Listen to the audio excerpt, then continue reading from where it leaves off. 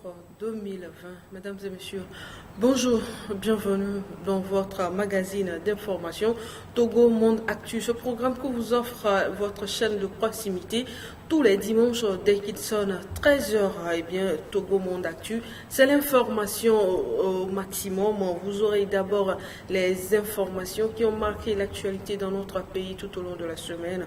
Vous aurez droit au dossier de la rédaction que nous appelons Focus dans cette émission.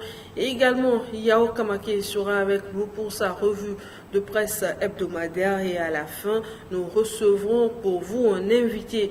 Aujourd'hui, nous parlerons du Bouge avec le 228, c'est-à-dire cette plateforme-là constituée de journalistes qui permet de faire la promotion des produits togolais. Nous serons avec le chargé de communication de cette association-là. Il nous parlera de comment se passe le travail à leur niveau. Voilà, mesdames, messieurs, le décor ainsi planté. Nous marquons la petite pause et on revient pour la première partie de cette émission.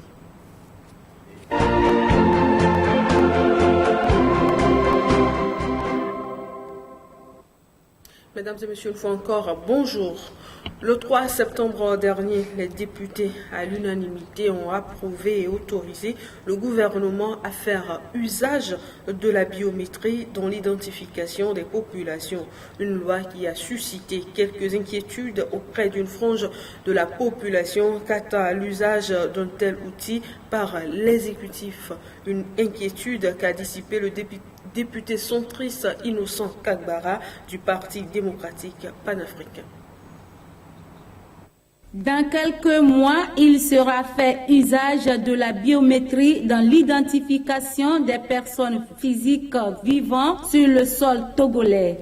Le gouvernement en a reçu l'autorisation de la part des députés le 3 septembre dernier en adoptant cette loi à l'unanimité. Contrairement à ce qui circule dans l'opinion, cet outil est loin d'être une nouveauté puisque étant déjà utilisé sous certaines formes. Avant, on n'avait pas une base fiable. Vous voyez, on avait une base concernant le service des passeports, une base concernant la carte nationale d'identité, le service des impôts, la CNSS. S'il y a un problème, un peu comme on voulait lancer le programme Norbici, on n'avait pas de fichier, on ne sait pas quelle est la partie de la population qui est localisée ici, qui est à faible revenu, qui gagne entre tel et tel, et quels sont ceux qui sont coiffeurs, on n'avait pas de domaine fiable. Donc il fallait qu'on puisse mettre un système national en place où chacun est identifié. Peu importe si vous avez le second prénom ou le troisième prénom, vous n'avez qu'un identifiant unique. Donc c'était fondamental qu'on puisse mettre un système comme ça en place. Cet outil sera véritablement un instrument de développement, estime le premier responsable du Parti démocratique panafricain, lequel appelle d'ailleurs à cesser de s'inquiéter. Je pense qu'il faut qu'on puisse dépassionner le débat. Est-ce que ce qu'on a fait est bien? Oui. On ne répond pas à l'affirmatif. Mais il faut s'entourer d'un certain nombre de précautions. Parce que d'autres pensent également qu'est-ce que nous avons la technologie nécessaire pour pouvoir sécuriser les données? Ça, c'est une autre question. Il revient au pouvoir en place, au gouvernement, de prendre toutes les dispositions pour que cette base soit sécurisée. Parce qu'il y a un data center qui est en construction vers GTA. On nous a dit que ça sera rapidement finalisé et que même si vous voyez le test, au niveau des mesures coercitives, c'est que il y a des peines d'emprisonnement pour ceux qui vont s'amuser à divulguer des informations sans l'autorisation. Donc, il y a des pénalités même qui vont jusqu'à 100 millions, il y a des peines jusqu'à 10 ans d'emprisonnement. Nous, au niveau de l'opposition parlementaire, on a eu les garanties qu'il fallait. Certes, la biométrie a été validée et sera introduite dans l'identification des populations. Mais le principal défi sera d'amener tous les Togolais à épouser cette nouvelle donne et à se faire identifier en bonne et due forme. Associer la presse écrite et en ligne à la lutte contre la Covid-19 est surtout un prélude à la réouverture des lieux de culte au Togo. C'est l'objectif visé par la Direction régionale de la santé Grand Lomé en réunissant à l'occasion d'un atelier à Lomé le 10 septembre dernier une vingtaine de journalistes. 3 communications pour débriefer les journalistes de la presse écrite et en ligne sur la situation de la maladie au coronavirus au Togo. Au-delà, il est question d'associer les hommes de médias à la lutte contre la Covid-19 dans un partenariat avec le ministère de la Santé. C'est l'ensemble de tous ces points qui ont fait l'objet de cet atelier ce 10 septembre à Lomé et auquel ont pris part ces hommes de médias. Il est en effet question de les mettre à contribution dans la sensibilisation des populations sur la dangerosité de ce virus et la nécessité de respecter les mesures barrières. Au fait, il est de bon temps que nous nous retrouvons avec les médias aujourd'hui, surtout les presses en ligne et les presses écrites, pour que nous puissions les outiller davantage dans la lutte contre le coronavirus dans notre pays. Vous n'êtes pas sans savoir que depuis 6 mois déjà, le gouvernement togolais mène une lutte acharnée contre cette pandémie au niveau national et que des grandes mesures ont été prises pour que la maladie ne soit pas propagée dans le pays. Et depuis longtemps, vous étiez sollicités en tant que médias pour apporter l'information à la population et nous vous remercions pour la disponibilité et pour le travail qui a été fait depuis là.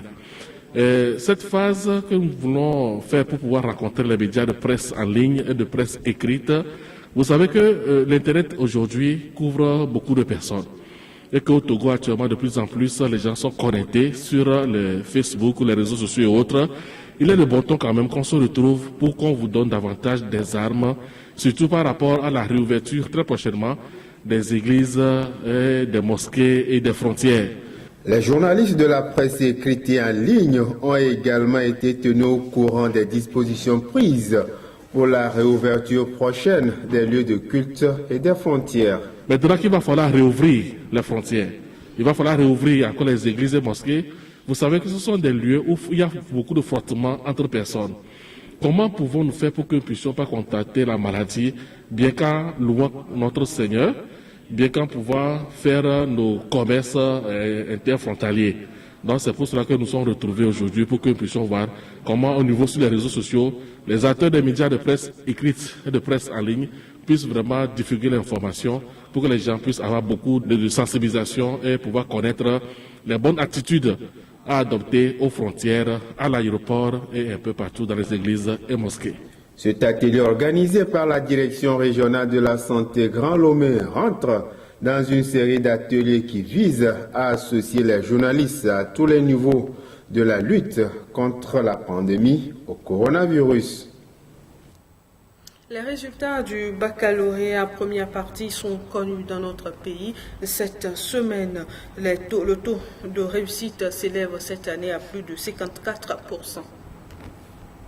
Les résultats du baccalauréat première partie ont été proclamés depuis hier à l'intérieur du pays.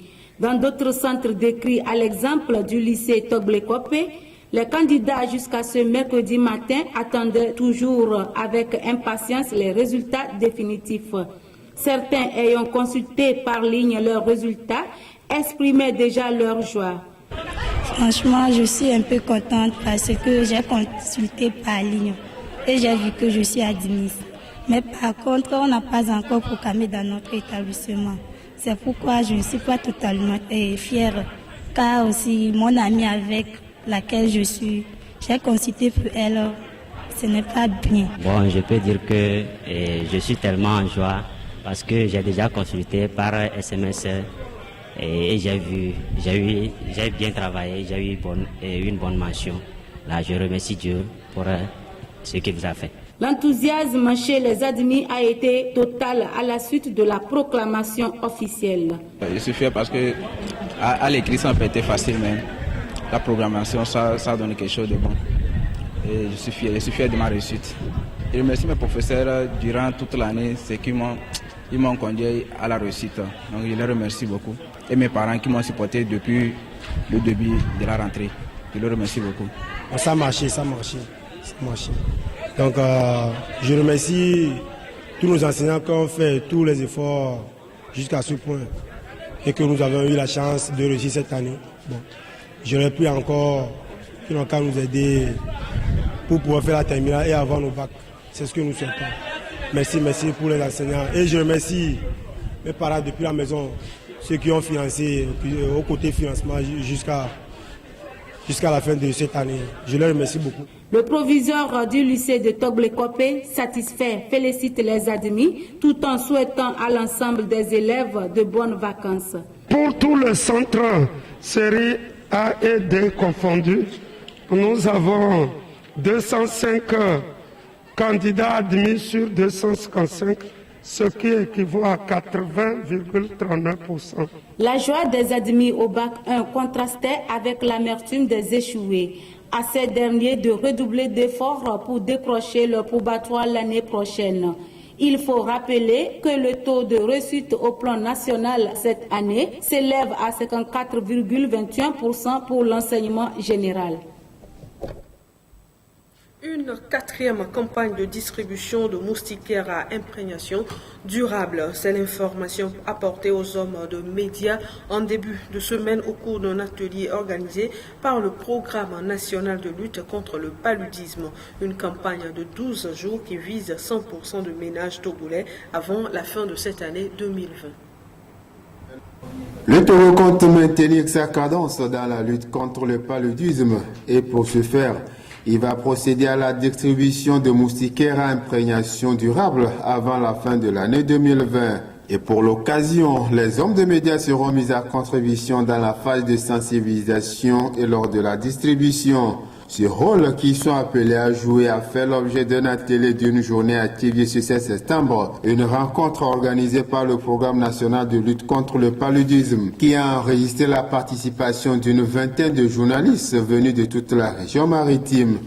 L'objectif visé par cette quatrième campagne est de dénombrer 100% de ménages et leur distribuer 100% de moustiquaires à imprégnation durable. Cette rencontre est venue après l'année en prélude d'une grande campagne de distribution de lits au niveau du pays.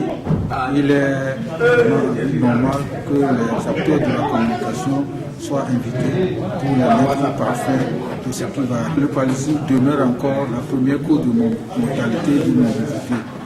Et que c'est seule l'utilisation de moustiquaires qui est le moyen le plus efficace pour lutter contre cette maladie. La population de la région nommée commune entend qui n'en ont pas reçu cette fois-ci. Des mesures ont été prises et des moustiquaires ont été déjà même disponibilisés avec une marge de réserve de 10% pour que toute la population ait accès à ces moustiquaires. La campagne de cette année sera menée simultanément sur toute l'étendue du territoire national pendant 12 jours et dans le respect strict des mesures barrières contre la COVID-19. Les dispositions prises par rapport à cette campagne respectent les mesures barrières contre la maladie du coronavirus. Et nous avions discuté, partagé avec les journalistes nos stratégies qui sont mises en œuvre par rapport à la distribution de ces moustiquaires-là. Et cette année, le dénombrement et la distribution seront couplés. Les agents de dénombrement et distribution passeront dans les maisons pour dénombrer les couchettes, les ménages et distribuer en même temps les moustiquaires. Il faut rappeler que cette campagne de l'État togolais est soutenue par l'AMF et le Fonds mondial. Au total, 6 445 650 moustiquaires à imprégnation durable seront distribués gratuitement. Le secrétaire général du syndicat national des praticiens hospitaliers du Togo, SYMFOT, vole au secours des populations de Dagny. C'est à travers un don de lot de matériel de protection et de prévention contre la COVID-19. Les précisions avec notre correspondant dans la région des Plateaux, Amen Koufikoumou. Lutte contre la pandémie à coronavirus. Tant que le mal n'est pas totalement éradiqué, fils et filles de Dany ne baisseront jamais les bras dans la dotation de leur préfecture des matériels de protection et de prévention. C'est le constat que l'on pourra faire en se référant au dernier acte, celui du secrétaire général du syndicat des praticiens hospitaliers du Togo Saint-Fort, Dr Gilbert Tolignano. En effet, ce natif de Yikba Dafor, à la frontière Togo-Ghana, vient de doter le comité local de gestion de riposte à la COVID-19 Dany d'un lot de matériel de protection et de prévention contre la COVID-19. Et son président manque de mots pour exprimer sa joie. Les mots nous manquent pour exprimer notre joie face alors à cet important lot que Saint-Fort vient d'offrir à ma population de Dany. La semaine passée à notre réunion, nous avons exprimé le vœu que des bienfaiteurs nous fassent encore des dons. Dieu est grand, Saint-Fort a pensé à nous et vient nous faire ce don énorme, un immense don. Nous en sommes trop fiers et nous leur souhaitons une longue vie. Pour le bienheureux donateur, cet acte est une obligation d'un fils à l'endroit de ses parents, surtout qu'ils sont dans une localité frontalière au Ghana, véritable source de risque de contamination. La préfecture de Dany est frontalière au Ghana et nous savons que entre-temps, les premiers flux qui ont fait augmenter la courbe de contamination au Togo sont arrivés du Ghana. Et donc c'est pour ça qu'aujourd'hui, nous sommes dans la préfecture de Dany pour essayer d'apporter notre modeste contribution à la lutte contre cette maladie qui est là et qui risque de durer encore un peu dans nos sociétés contemporaines. Donc c'est la démarche qui nous a amenés ici et c'est un plaisir de retrouver notre terre d'origine et puis éventuellement d'apporter un peu de soutien à nos parents. Après le chef-lieu de la préfecture à Apeyeme, cap sur le canton de Yikba qui abrite son village d'origine, Yikba Dafor. Là, c'est une population mobilisée qui attendait le premier responsable des praticiens hospitaliers du Togo qui, à son arrivée, fait don d'un lot de matériel à ses géniteurs. Je dirais seulement merci. Merci à tous ceux qui ont accompagné notre fils et qui l'ont aidé à pouvoir se procurer de ces joyaux. Pour l'utilisation, je donne ma voix que tout sera utilisé à bon escient par vraiment l'usage de tout ce qu'on nous a amené et nous comptons vraiment, nous pensons que Covid ne passera pas par Yikba. Le séjour du jeune docteur dans son canton d'origine a été marqué par une visite de la tombe de son papa devant laquelle il s'est incliné quelques minutes à Yikba Dafor avant de reprendre la route du retour sur Lomé. L'achat des briques préfabriquées prend de plus en plus de l'ampleur. Plusieurs clients font plutôt confiance à ces matériaux de construction qui, selon eux, permettent d'accélérer les travaux de construction.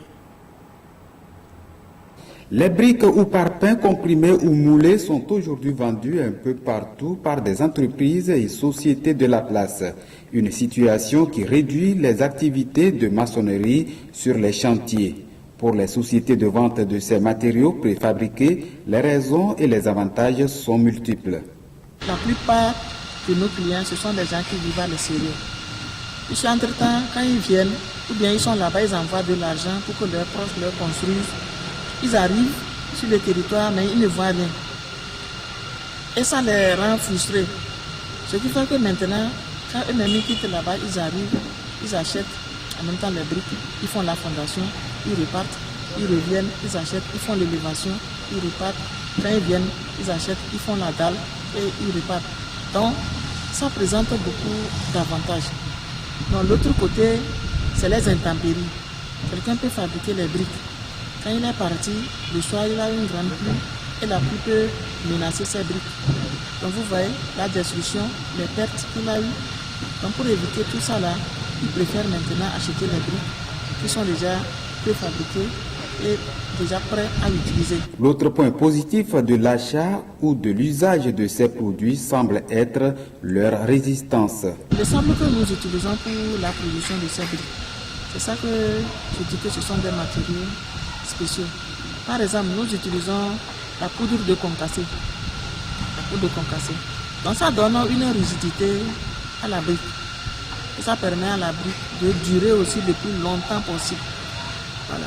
Donc si vous regardez dans nos briques, il y a les creux de différents types. Donc tout ça là, ça permet à la brique de garder la fraîcheur. Il faut le souligner, cette situation n'est pas sans conséquence. Ainsi, selon un élu local pris en offre, cette méthode a plutôt occasionné la fraude au niveau du foncier. Selon lui, il est plus facile d'ériger en quelques jours seulement une maison sur un terrain d'autrui et se réclamer propriétaire de ce terrain, alors que dans les conditions normales, le vrai propriétaire pouvait se saisir de l'affaire et la régler plus tôt. Une délégation du ministère de l'Agriculture, de la Production animale et halieutique a été en visite jeudi dernier dans une usine de fabrication de tuyaux d'irrigation. Une initiative qui devrait accroître la production agricole et dont a salué le premier responsable de ce ministère. Le gouvernement s'engage avec le secteur privé pour le développement d'une agriculture irriguée à la fois productive et durable. Ce nouvel enjeu est crucial pour assurer un meilleur rendement dans un contexte de variabilité climatique. En augmentant les rendements et en réduisant l'impact des risques climatiques avec le développement de l'irrigation, le gouvernement espère promouvoir une agriculture résiliente afin de permettre davantage aux agriculteurs de pouvoir produire toute l'année et avoir des revenus plus conséquents. Le gouvernement travaille avec l'entreprise Africa Plastique pour atteindre cet objectif. Africa Plastique est une usine ultra-moderne de fabrication des tuyaux plastiques. Installée à la sortie nord de la ville de Thiévié sur la nationale numéro 1, elle produit environ 20 000 tonnes de PEBD et 19 tonnes de PEHD par mois avec plus d'une centaine d'employés. Elle est construite sur une superficie de 100 580 m² avec 4 blocs de production. Elle a été inaugurée en avril 2019 par le président de la République, Faure Sezmna-Nyasingbe. Une délégation du ministère de l'Agriculture, de la Production animale et halieutique en visite jeudi 10 septembre dernier dans cette usine a salué le travail professionnel qui est fait. Elle a invité les entrepreneurs opérant dans les installations des kits d'irrigation, surtout goutte à goutte, et autres acteurs présents lors de la visite à travailler avec la société Africa Plastique et saisir l'opportunité de structuration des chaînes de valeur qu'offre le MIFA SA avec des modèles d'affaires innovants pour accompagner le gouvernement à déployer dans les années à venir plus de 40 000 kits d'irrigation en faveur des producteurs agricoles au Togo. Culture, j'allais dire, pour clore cette première partie du magazine d'information. La prise de la pierre sacrée n'a pas eu lieu cette année en pays Guin pour cause du coronavirus. La décision a été prise par Sa Majesté Foli Bébé 15.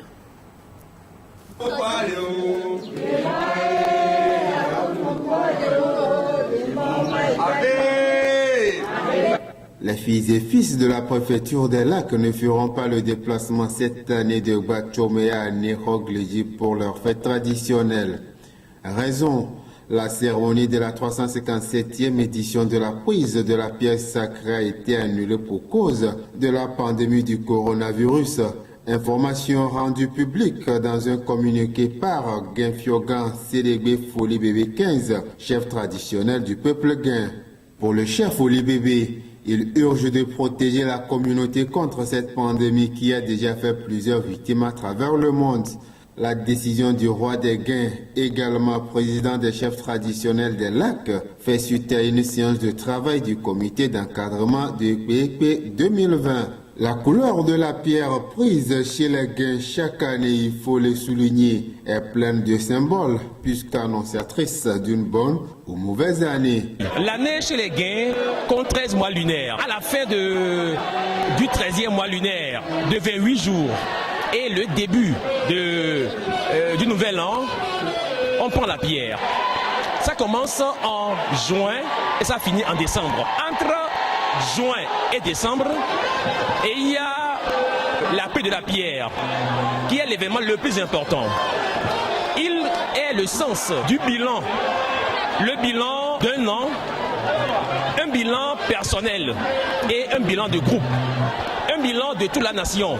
La paix de la pierre sacrée, c'est un élément qui est le symbole des voies et moyens à suivre par le peuple gain pour que la nouvelle année soit une bonne année, une meilleure année. Le chef canton de Glédier invite les chefs de famille et les responsables des différents couvents au respect des mesures barrières en vigueur dans le pays. Voilà donc qui met fin à la première partie de cette émission. Nous enchaînons avec la revue de presse.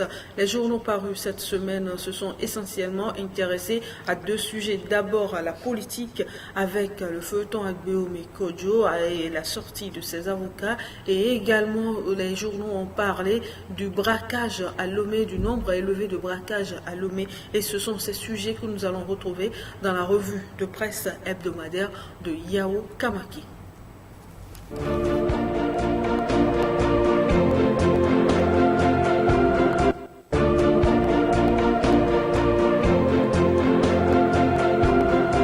Une nouvelle semaine finissante, une nouvelle revue de presse.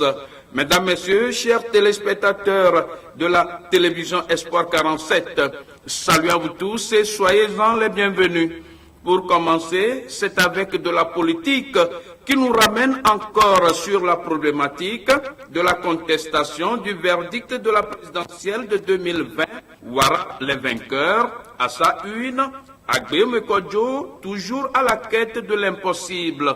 En réaction à la saisine du Comité des droits de l'homme des Nations Unies par les avocats au barreau de Paris, Pierre-Henri Bovis et Robin Bensard, avocat de Agbeome Kodjo. Agbeome Kodjo, écrit le confrère, soutient toujours que le scrutin présidentiel du 22 février dernier a été émaillé de plusieurs fraudes. C'est avec ces allégations sans preuve que les avocats du président du MPDD comptent faire sanctionner le Togo par une institution sérieuse comme l'ONU. Ils évoquent les bourrages d'urnes à Vaughan et pointent le fait que les délégués de l'opposition aient été bloqués à l'entrée de certains bureaux de vote, dès lors que l'ONU avait déjà félicité le Togo pour l'organisation de la présidentielle, qui s'est déroulée dans la transparence.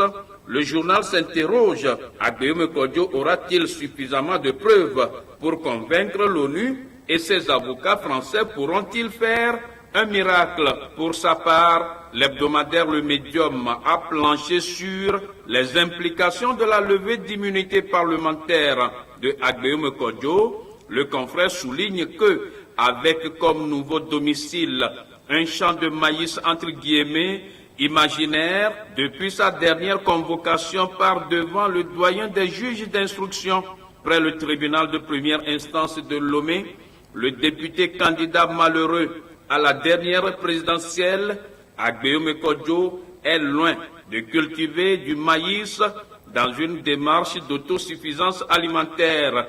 Il se serait mis, selon ses propos, à l'abri d'une situation désagréable. L'hebdomadaire relève que, aujourd'hui, de son champ de maïs, le député Agbeome Kodjo devait ressasser les articles 41 et 69 du règlement intérieur de la 6e République avec un goût bien amer, comme il n'a pas pu échapper aux dispositions de l'article 78 portant levée de l'immunité, ajoute le journal. Agbeome Kodjo, redevenu injusticiable comme tout citoyen, pouvant désormais faire l'objet de poursuites judiciaires, a vu la levée de son immunité parlementaire adoptée. De l'insécurité grandissante au Togo, beaucoup de journaux de la place en ont parlé dans leurs colonnes. Ces braquages qui reviennent en force selon le Magna Libéré qui écrit « Depuis quelque temps, l'on assiste à des braquages. Ces bandits de grand chemin qui reprennent du service après une accalmie. Entre-temps, rappelle le confrère, le ministère de la Sécurité a eu à mettre en place une stratégie pour contrecarrer ces braqueurs. La guerre enclenchée contre ces malfrats a fait reculer le banditisme, mais regrette l'hebdomadaire, ces barbares semblent reprendre du poil de la bête avant de s'interroger si cela est dû à un petit relâchement du côté de la sécurité. Le Magna Libéré, dressant la liste des récents braquages, fait mention des 6 millions emportés au carrefour Todman le lundi dernier, 2 Kidam, sur une moto qui ont cassé la vitre du véhicule d'un homme dans lequel se trouvait une mallette contenant de l'argent. Les 2 braqueurs ont dans la foulée menacé la victime avec leurs armes avant d'emporter la mallette avec l'argent destiné à acheter du ciment pour des travaux de construction en cours. 2 millions emportés au grand marché de Lomé le mercredi 26 août. Là, précise le confrère, c'est une bande de voleurs qui a fait usage d'une arme sur un Chinois avant de lui arracher son sac contenant des millions de francs CFA. La victime, blessée, a été transportée à l'hôpital, mais, ajoute le journal, il n'oubliera pas cet incident qui a failli lui coûter la vie. Autre braquage, c'est celui devant même le ministère de la Sécurité. Une audace qui fait écrire au Magna Libéré que les braqueurs n'ont décidément pas froid aux yeux. Un vol à main armée le 19 juin qui a eu lieu devant les locaux de Sudcom, situés sur la rue de Lokam Lomé, locaux qui se trouvent à 100 mètres du ministère de la Sécurité et de la Protection civile. Au vu de ces braquages qui se multiplient ces derniers jours à Lomé et à l'intérieur du pays, analyse l'hebdomadaire, si en plus de la précarité ambiante dans laquelle vivent les populations, leur sécurité ne peut pas être garantie, c'est bien triste. Les braqueurs agissent à visage découvert, en pleine journée, et ne sont même pas inquiétés. Les criminels courent toujours et reviennent même sur les lieux du crime pour narguer les populations. Cette insécurité notoire n'a pas laissé indifférent l'hebdomadaire Dunia Le Monde qui remarque que l'impressionnant dispositif sécuritaire dans la ville de Lomé ne semble dissuader les bandits de grand chemin qui ont encore repris service. Reprise des braquages, et si on auditait le système informatique des banques avec une telle interrogation à sa une en rapport à l'insécurité grandissante qui renaît, l'hebdomadaire Canal D évoque la nécessité d'un audit informatique des banques, car si les braqueurs n'ont pas réussi à infiltrer les banques, il faudrait s'intéresser à un audit des infrastructures télécoms et informatiques des banques. Depuis plus d'1 an, souligne le journal, le phénomène des braquages à la hollywoodienne connaît un grand succès. Les autorités sécuritaires ont multiplié des conférences de presse, donné des instructions et orientations pour que les populations évitent de tomber dans les guet-apens des malfaiteurs. Il a même été recommandé aux détenteurs de commerce, banques et autres, poursuit-il, d'installer des caméras de surveillance. Partout à travers Lomé, certains points stratégiques sont dotés de caméras de surveillance. Bref, une série de mesures pour augmenter les chances de mettre la main sur les candidats au grand banditisme.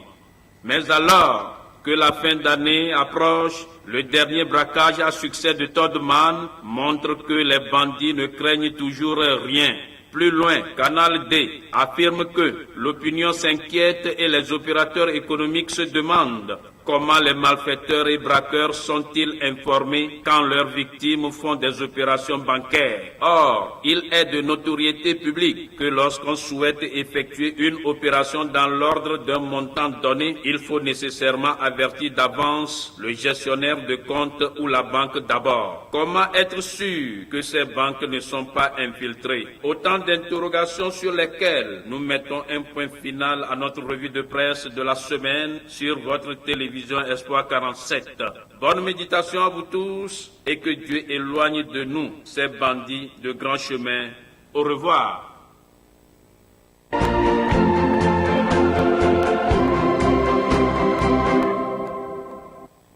T'as parlé des produits locaux, mais je n'ai jamais une fois consommé ça. En fait, j'ai pas trouvé ça, il n'y a pas ça dans les boutiques. Bon, en fait, j'entends parler, mais je n'ai jamais consommé ou bien vu quelque part. Tout comme ces Togolais, beaucoup n'ont aucune idée de la transformation et de la commercialisation des produits locaux. Pour la minorité qui connaît l'existence de ces produits, elle évoque le coût élevé de ces produits ou doute de leur qualité. Ce constat se fait à tout moment. On dit que les produits togolais sont relativement très chers. Oui, ce qui est bien est toujours cher. Vous imaginez que la tomate que les gens achètent de la Chine, ces tomates qui viennent ici au Togo, est-ce que vous imaginez que ces tomates sont fabriquées 100% tomates? Non. Si vous voyez sur certaines boîtes, certains producteurs ont cette franchise de marquer que parfois c'est 17% de tomates. Et tout le reste c'est quoi? Ce sont que des colorants. Tout le reste c'est quoi? Ce sont que d'autres pâtes qu'on met dedans.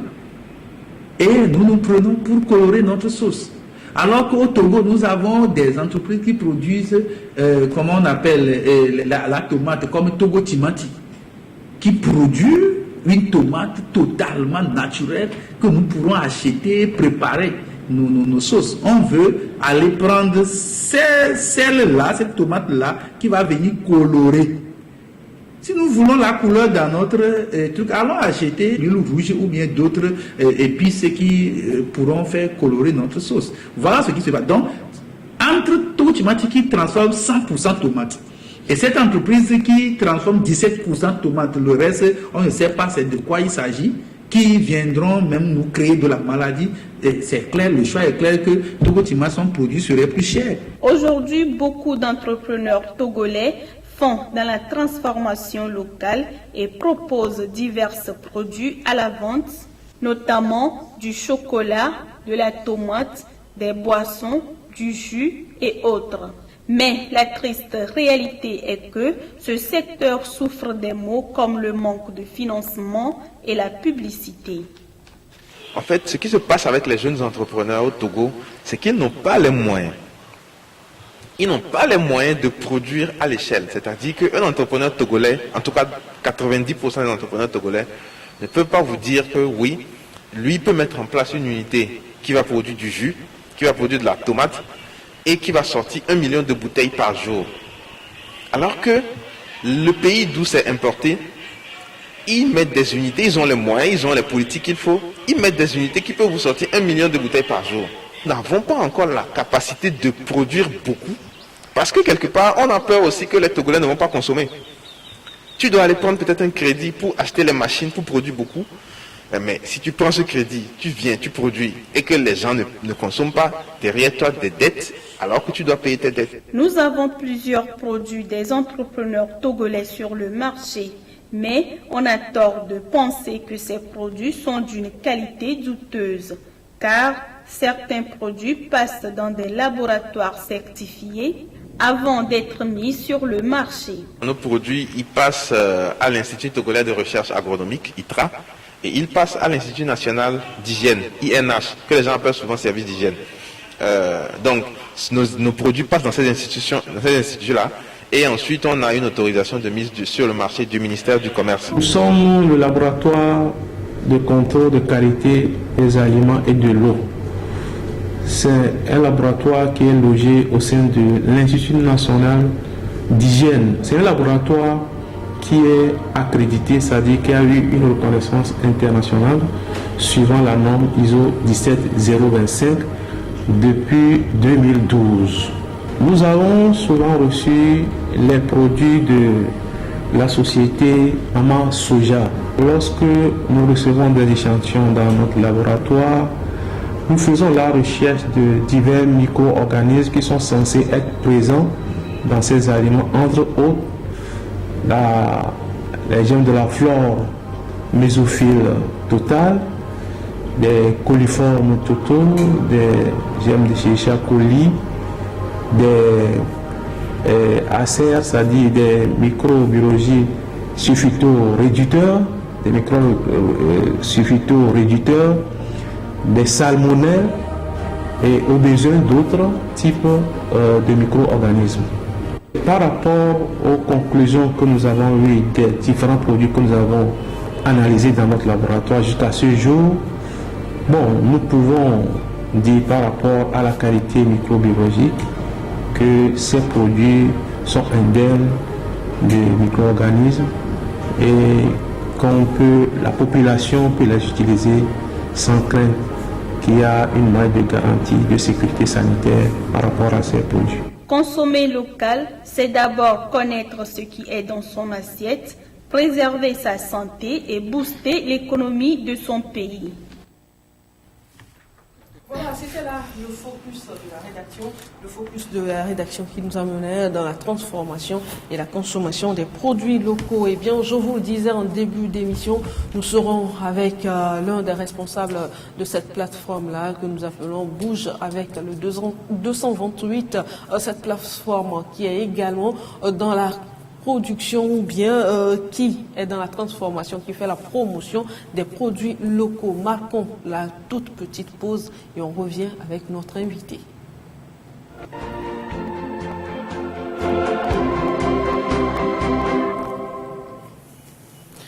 L'invité du magazine d'information sur Espoir 47 de ce 13 septembre 2020, Narcisse Prince Agbodion, le chargé de l'information de la plateforme Bouge avec le 228. Chers confrères, bonjour. Oui, bonjour Anita, bonjour à tous les téléspectateurs de votre télé E47. Ravi d'être ici. C'est un plaisir également pour nous.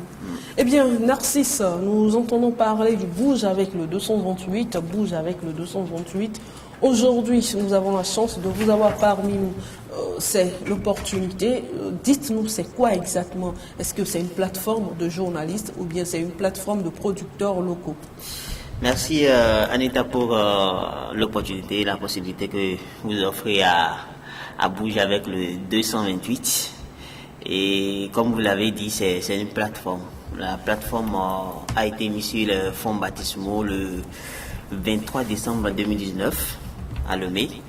Et cette plateforme est composée uniquement que des médias togolais. C'est un conglomérat de médias togolais, une dizaine, qui a jugé bon de se mettre ensemble d'abord.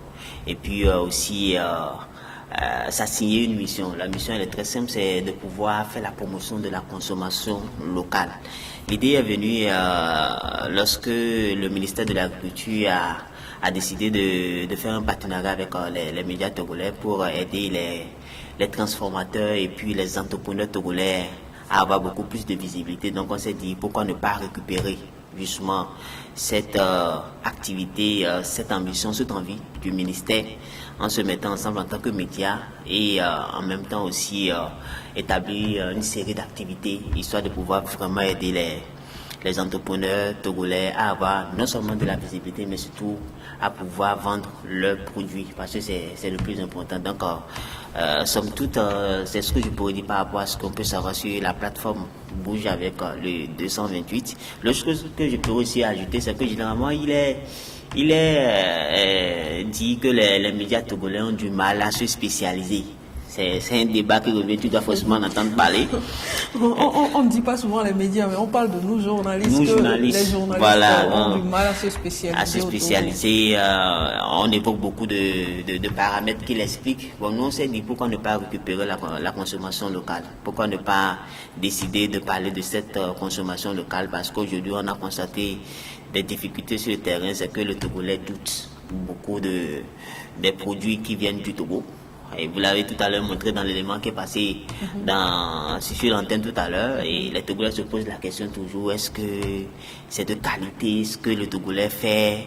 Est-ce que... C'est la triste réalité. Voilà, est-ce que le Togolais, il le fait avec le cœur?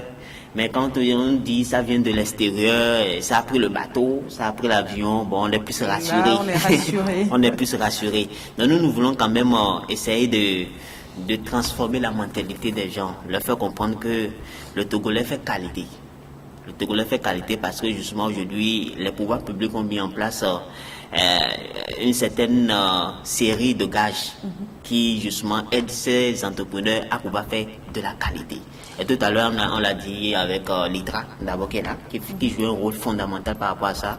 Aussi l'INH aussi qui est là. Donc nous voulons faire comprendre aux Togolais qu'il y a de la qualité chez nous, au lieu de manger ce qu'on ne connaît pas. Vaut mieux plutôt se fier à ce qu'on connaît.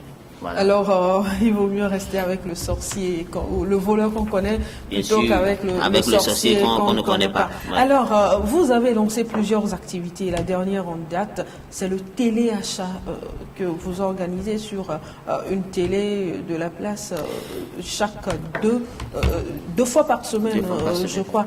C'est quoi exactement téléachat? Oui, téléachat, ça se passe en ligne, c'est quoi?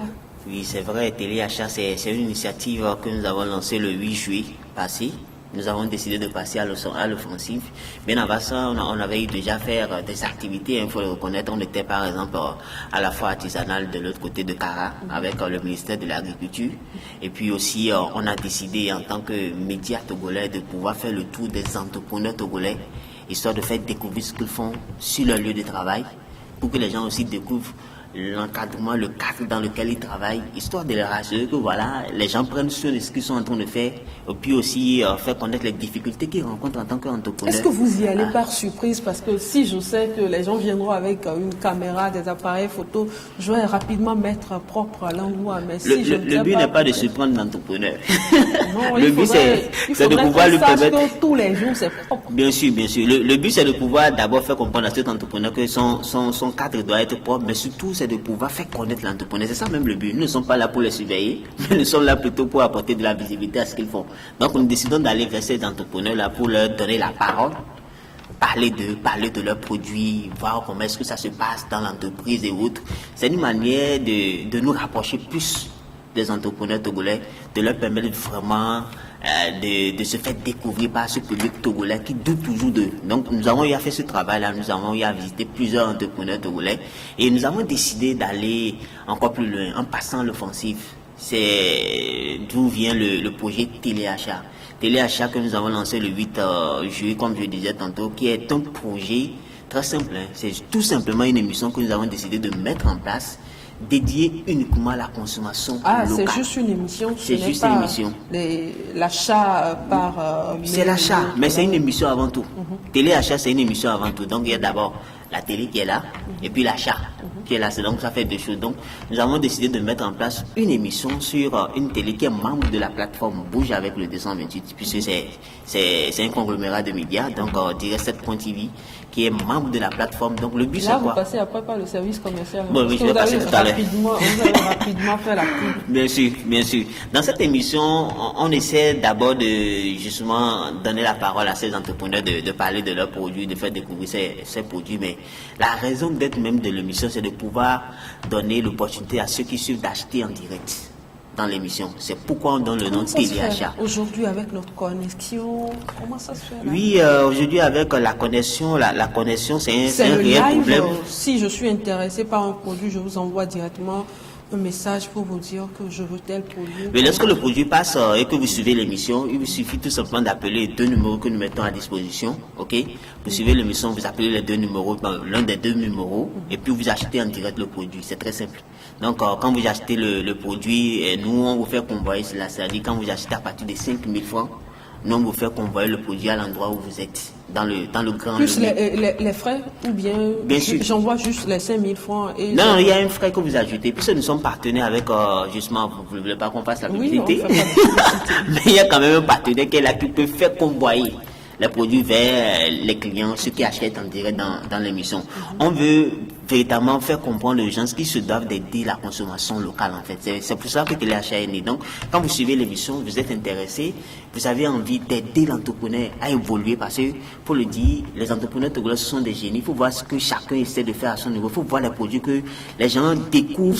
Je ne vous coupe pas, mais... Entre-temps, je suivais une de ces émissions où j'ai vu une dame arriver avec du haricot, avec du zomi. Ça là, par exemple, si je veux l'acheter, parce que tout le monde le sait, moi je suis intéressée par la bouffe. Donc ça là, par exemple, si je veux l'acheter, on fait comment?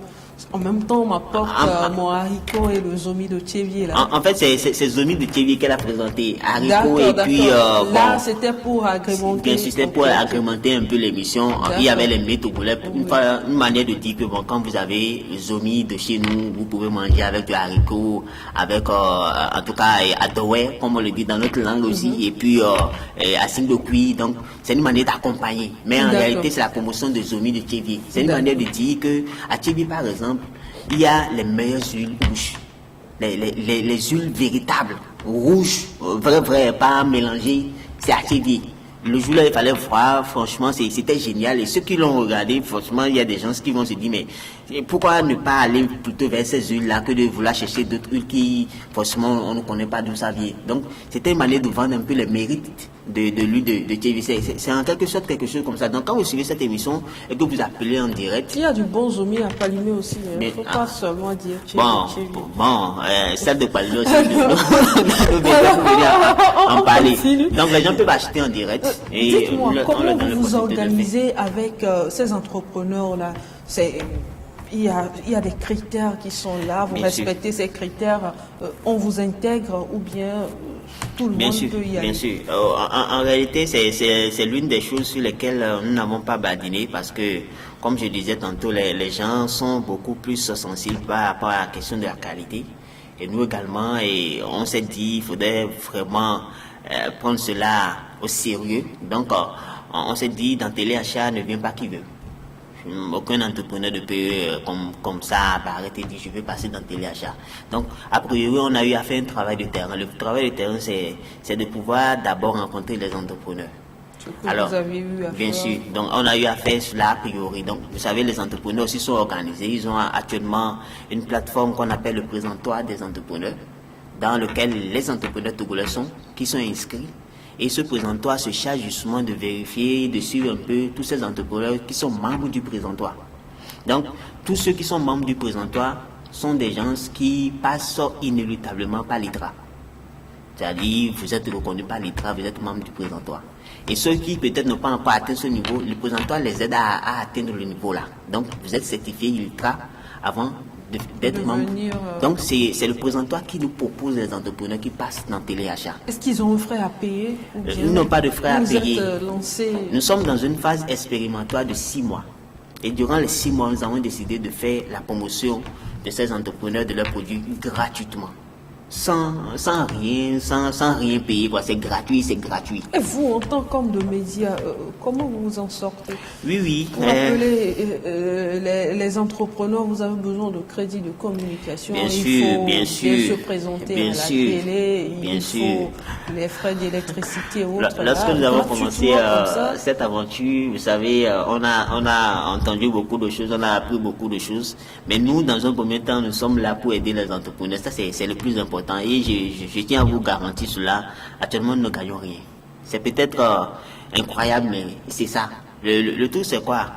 On a voulu aussi essayer de démystifier une chose. C'est que généralement, on se dit que la communication, ça demande un coût. Et c'est une réalité. Beaucoup d'entrepreneurs ont du mal à communiquer autour de leurs produits parce qu'on se dit, lorsqu'on va vers un média, il faut payer, c'est vrai. Et ça coûte cher, la communication. Alors nous nous sommes dit, et puisque ça constitue un frein. Le responsable du média aussi dans l'entrepreneuriat. Bien sûr. Donc on s'est dit, il y a un frein qui est là, qui est le coût.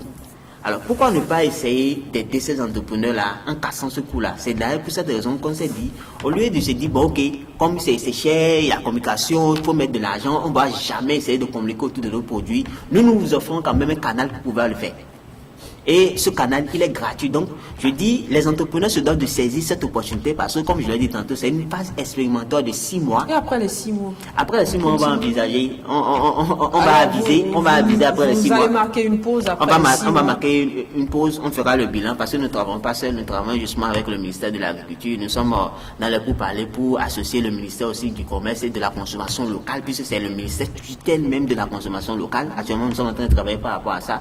Donc, on va dire que nous sommes dans cette phase-là pour voir un peu comment est-ce que ça se passe. Et là, maintenant, je peux vous dire que on ne peut plus dire que les médias n'aident pas les entrepreneurs ni la promotion de la consommation locale. Nous sommes la première plateforme dédiée à la promotion de la consommation locale. C'est Bouge avec le 228. Un entrepreneur qui désire se faire connaître, qui désire faire connaître ses produits aujourd'hui, c'est qu'il y a une plateforme Bouge avec le 228 qui est là. Et cet entrepreneur, il est censé aller vers la plateforme que de chercher forcément un alibi autre. Donc, je tiens en même temps à vous le dire clairement, nous, en tant que médias, en tant qu'hommes de médias, en tant que journalistes, on a constaté une chose sur le terrain, c'est qu'aujourd'hui, le frein de la consommation locale n'est pas uniquement que les clients ou les populations qui hésitent toujours de consommer local, ce n'est pas non plus le pouvoir public qui, comme on l'a dit dans votre élément, hésite encore à mettre les moyens qu'il faut pour aider à la production, parce qu'en matière de produits locaux, il y a d'abord la production, ok, il y a la distribution aussi qui est très très importante. Donc l'État se doit d'aider. Mais nous on s'est dit aujourd'hui, l'autre frein qui est là, c'est l'entrepreneur lui-même, parce qu'il y a beaucoup d'entrepreneurs aujourd'hui qui sont attentifs, il y a beaucoup d'entrepreneurs aujourd'hui qui hésitent à passer à l'action, il y a beaucoup d'entrepreneurs aujourd'hui qui ne savent pas quoi faire pour justement faire valoir leur produit. Donc nous sommes aujourd'hui dans cette phase de sensibilisation, faire comprendre à ces entrepreneurs que voilà, il faut passer à l'action, il faut chercher à communiquer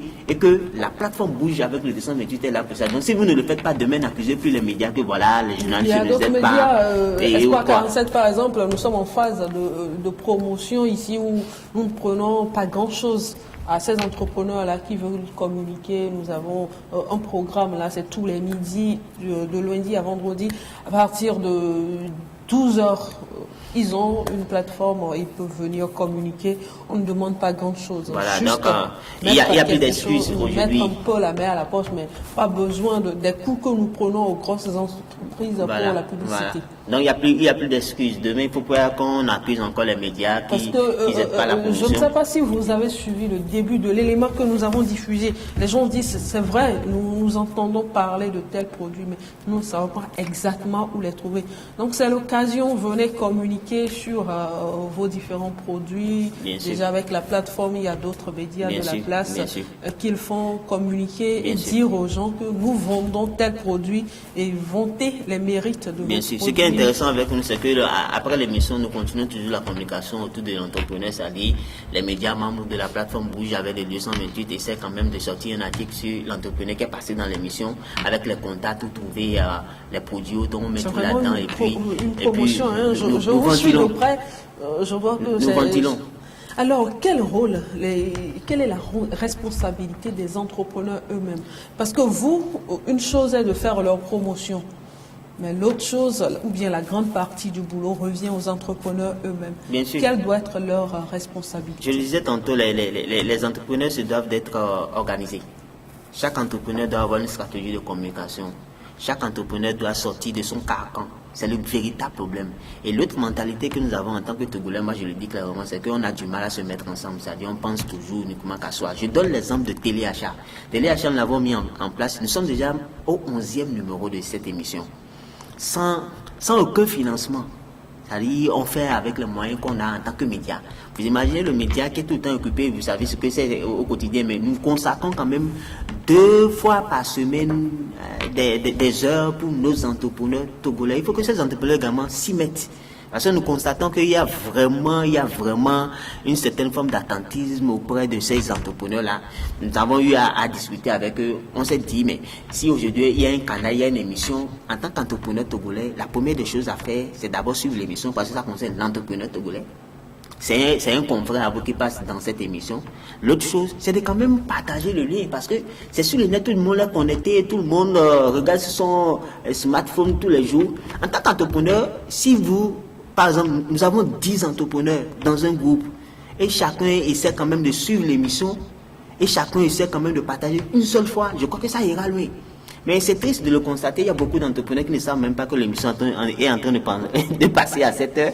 Beaucoup sont beaucoup plus dans leur coin et attendent que bon, quand l'heure arrivera, ici, ils vont passer dans l'émission. Ça n'aide pas à atteindre l'objectif. L'objectif, c'est pouvoir amener les Togolais à consommer local.